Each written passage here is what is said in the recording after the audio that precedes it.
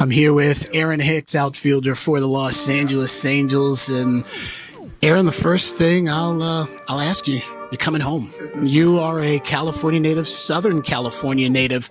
How's it feel to be playing for the Angels back in front of some friends and family and a team you probably followed growing up? It feels amazing. The fact that I'm going to have the opportunity to kind of stay at home, go visit all the breakfast spots I used to go to back in the day, and play, like you said, play in front of family. It's definitely going to be fun.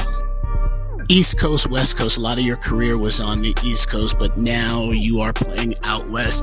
Tell me about the vibe, just as a guy. Just what's the difference between East Coast lifestyle and West Coast lifestyle?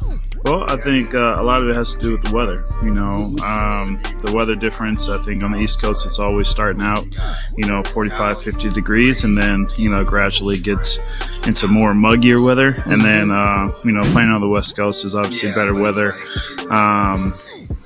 from the start. And then, just kind of that I feel like is the main thing about the difference between East Coast and West Coast, especially towards the beginning of the year. But I would say I'm excited. I'm excited to see what it's like to have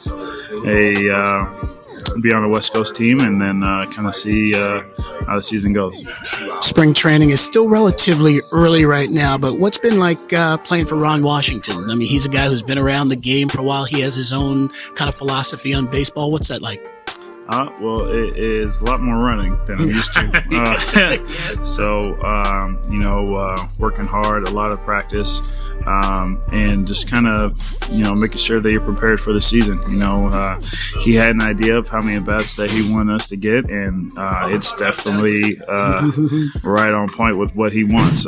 So, it's been good. Been talking to him a lot, and having conversations about certain situations, things that, he wants us to do as a team, and a lot of it is been focused on base running. I mean, you could tell from game number one that we're stealing a lot more. We're having a lot more opportunities to run, and that kind of seems to be the wave that he wants here.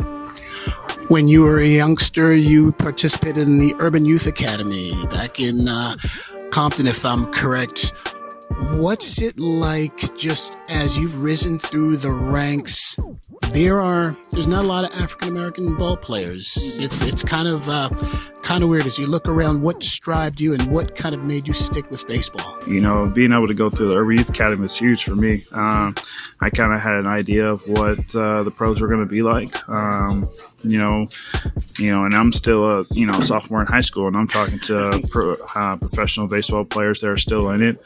Talking to me about approaches, talking to me about different ways to play the game and elevate my game to a point where I'm understanding situations, before I'm, Sure. supposed to. Right. So, early learning. Exactly. So, and it was great, man. It was a great experience. I competed against a lot of great players. The things that we learned there is definitely what allowed me to understand the game a whole lot faster. Last thing I'll ask you, who's a bro that you looked up to when you were coming up?